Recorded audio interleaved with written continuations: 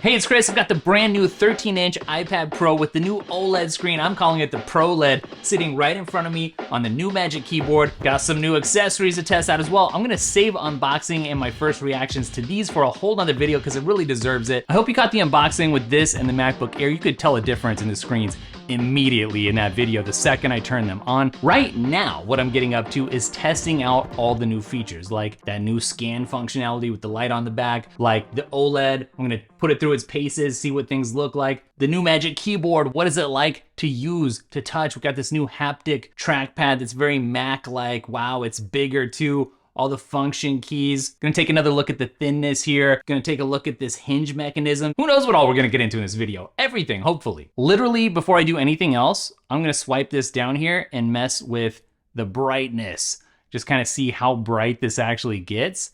And really, in person, the answer is really, really bright. This is the full brightness. Oh, wow. It just pops off the screen at me. It's so vibrant. I promise I'm not overreacting here just for the video.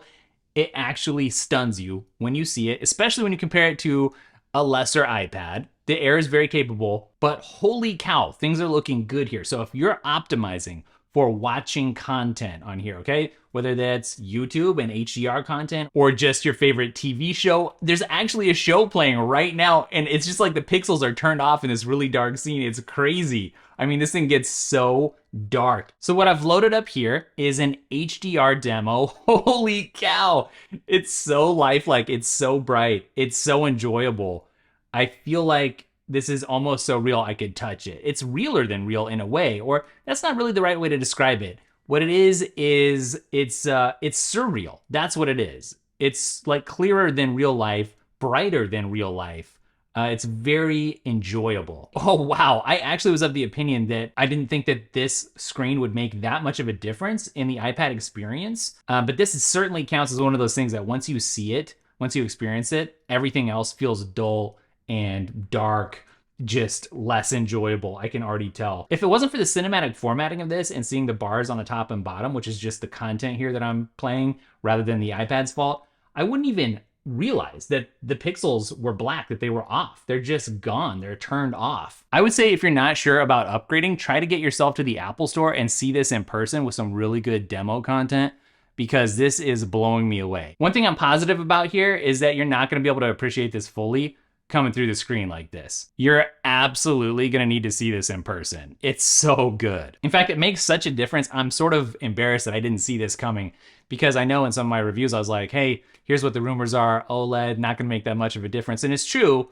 From a productivity perspective, I'll be able to do the same old work that I did before for most of my stuff, but I'm thinking about video editing, for photo editing, which are both things that I do frequently on my iPad Pro. This is gonna make all the difference in the world. By the way, if you're as excited about these as I am, let me just say, I'm celebrating, I'm helping you celebrate by giving you 50% off all of my courses, from the productivity course to the new freeform course, all of them, they're linked up down below with the coupon code. I'll tell you what I'm actually gonna do. I'm gonna go to Apple's own website. This is gonna be kind of meta. Check out the iPad Pro website. Oh yeah, there's lots of black, there's lots of color.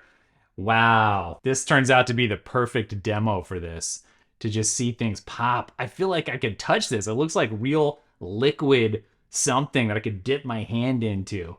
Look, it's Chris from Daily Tech. I don't want to overdo it, but you know I'm like gonna be really excited about it, so take everything I'm saying with the appropriate grain of salt. It's not even just photos and videos. I mean, just like regular text really looks great too, nice and crispy. It's enjoyable. So even if you're not doing this for watching content, if you're just more into productivity and you just want a really cool device that just like the luxury experience for that, I mean, that looks amazing too here. But let's say you are gonna do some pro content. You're gonna hook this up to Apple's very best display, and this is gonna be the companion living right next to it. I mean, now you have the best display that you can get from Apple on two different devices on your desk. Unfortunately, Apple did not send me the nano texture, so I can't experience that right here. Although you can look at some of my hands-on footage from the event itself, and you can see, you can definitely tell the part of the screen that has a nano texture and the bezel around that doesn't, which I don't think they included because it's gonna cover up the new camera. Here's the new camera, let's test that out. All right, I got center stage going, right? It's keeping me in the frame. And it's weird to be able to look at basically the center of this and know that I'm gonna be more or less looking more at the person that I'm talking to than looking over here at the side. And so I think that's gonna be a nice, just upgrade that made so much sense. I can't believe it took this long, but here it is. When it comes to iPad accessories, options are always good. So let's take a quick second and just check out a couple options from today's sponsor, ESR. First things first, feast your eyes on the ESR Rebound Magnetic Keyboard Case 360, which has a very special ability. It lets you use your iPad both horizontally and vertically. It also has backlit keys, a quick-set magnetic stand, and multifunctional trackpad. Also be sure to check out the ESR Shift magnetic case if you're just interested in protection and cool viewing angles without the keyboard. It's got up to 9 different viewing angles, 6 for viewing, 3 for writing, so it's super versatile in all situations. Both of these are linked up down in the description. Now I got a couple of the Pro Apple Pencils here, and I'm gonna go ahead and unbox one of them. Although we're not gonna do the demo right now, okay, that's gonna be a separate video. But specifically, what I wanna show here is how thin this is. You're gonna be amazed, I'm gonna be amazed live right here for you, because what's crazy is the actual iPad is thinner than the Apple Pencil itself, which is ridiculous, okay? So this is the first time I've connected. Oh, Find My for your Apple Pencil, I forgot about that. That's gonna be awesome. I'm losing it constantly, all the time. That's amazing. No speaker, all right, but at least you can locate it. Okay, look at this. The actual iPad is thinner than the Apple Pencil. That is ridiculous. It's so thin. You got all these people out there saying, well, Apple gave us a really thin iPad, but we didn't ask for it. It's thinner, but no one needed it thinner. Here's the thing. People did want it to be less heavy. Well, when you shave off some of the bulk of this thing, of course it's gonna be not just thinner, but lighter too. It is actually lighter. It's lighter than the iPad Air, which is weird. So the thinness is pretty astonishing. I'm not gonna complain about it. A piece of paper is thin. This is like digital paper that you write on. Why wouldn't I want that to be thin? All right, so here's an angle of what it looks like with the case on shut.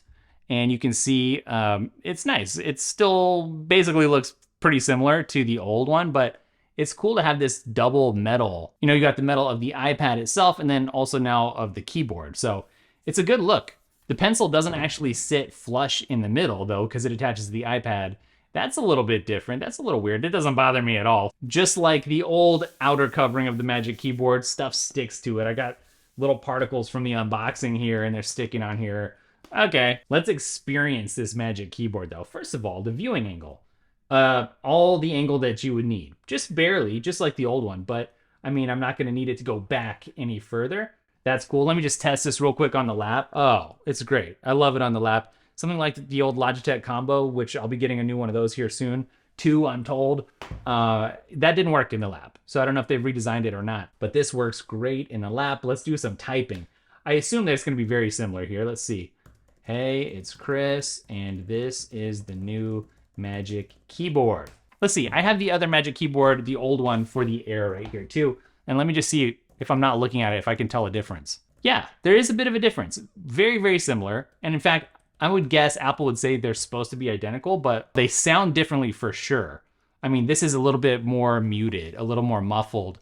Again, a little more luxurious. The old Magic Keyboard is a little more punchy. I really like it though. Good key travel. It's not too thin. You know, the Magic Keyboard with the butterfly stuff from a while back, that was, you know, too thin. Yeah, I'm loving it. This is my new favorite keyboard for sure, especially because we have the function keys. That's great. So what are the keys? I mean, you can do your contrast, your brightness. You can search right away. That's nice, although I usually just do Command and Space Bar, but that's cool. It's nice to have a shortcut. You can put it to sleep. Here's the dictation button. It's nice to have that instead of just having to like double tap the control or something. So that's really cool. You know, your media, your volume, it's all right there. That is nice. You got your caps key with the light so you can know when caps lock is turned on. Nice full-size keys here. I mean, there's really no difference between that and the smaller keyboard.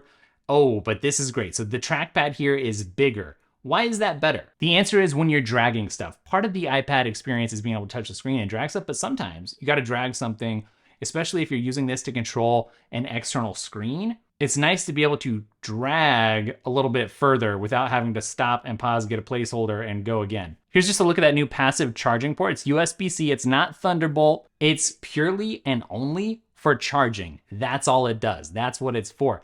Now, what I will say is it goes a little faster. I don't know exactly how much faster, but I can confirm that it does charge faster than the old Magic Keyboard design. So that's pretty cool, especially because the battery life is the same old battery life And, you know, it's pretty predictable. Apple says, we added all these features and you get the same old battery life. I know a lot of people were hoping for extra battery life, more battery life. But if that can't be had, then at least some faster charging is at least nice. Okay, so here's one thing that I want to do. I want to test out the mics on this. Obviously, this is supposed to be pro level cameras, mics, and audio, the speakers. So we're going to get to the speakers in a second. But right now, you should be hearing me, the recording that I'm making with my voice, and comparing it to what you heard before. That was coming out of a really expensive microphone above my head.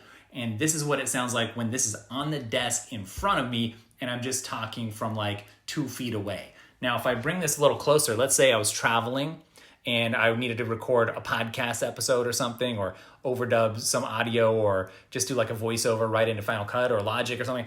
Okay, what does it sound like when I'm a little bit closer? This is what it sounds like when I'm a little bit closer. Should be a little richer, a little nicer. So drop me some comments. Let me know what you think of the audio quality coming out of the mics. All right, so the next thing I want to check out is what the speakers sound like, okay? It's not going to, you know, rattle the table or anything like that. It's not like there's a big subwoofer. But it's surprisingly rich, good sound for how thin this is. So the takeaway here is you're probably not going to use this as like a mobile speaker, right? Get yourself a HomePod or whatever. But if you're traveling, then yeah, you could throw on some tunes in the hotel or whatever.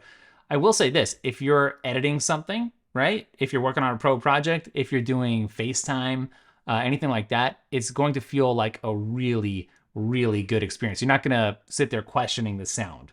You're going to say, this is great. This was worth paying for. Now, one thing about the Pros is that they've got Pro Motion, okay? You're going to get that 120 hertz refresh rate, but something did change, okay? So as things are swiping around on the screen, it's looking very fluid like you would expect, but it can now go all the way down to 10 hertz. So here's the iPad Pro user guide, and I want to try to scan that, okay, with this new scanner here. Now I've got all kinds of lights here, which means we're definitely going to have some shadows. You can see it right there. And the new camera and lighting setup on the back means that it's going to eliminate annoying shadows laying across your documents when you scan them. A lot of people use this for scanning documents, so that makes sense. All right, so I'm in Apple Notes here, and it's on auto. It just scans it there, not a shadow in sight. Let's get a couple here. Let me try to put a shadow on here if I can. Oh, it's just beautiful, pure white. I mean, it looks better than the actual paper itself with the scan there. So wow, that's really cool. And again, I love these features that you don't even have to think about. Apple just tinkers around, upgrades stuff, the features that you use and do all the time. And then all of a sudden you just use it and you realize, wow, didn't that used to be worse? Here's the original, and you can actually see the shadow of my camera there. And here's the scan, shadow free. So that feature works really good. So wow, I can't wait to dig into this a lot further. Thanks for hanging out and checking this video out. Don't forget, I'm going to be checking out the Apple Pencil Pro next, going through all the new features. So if you want to catch that, then I'll link it up for you down below once it's out. Don't forget to check out the courses. They're 50% off to celebrate the launch of the new iPads. Finally, all the courses, my productivity course, my new course on going beyond the basics in freeform, all of it 50% off, linked up down below. I see people getting in purchasing like 3 of the courses, right? This is the time to do that. Other than that, drop me your comments, whatever it is that you want me to test and check out about this. This is the non-nano texture display, so let me know what you want to know about, and I'll include that in a new upcoming video. Later.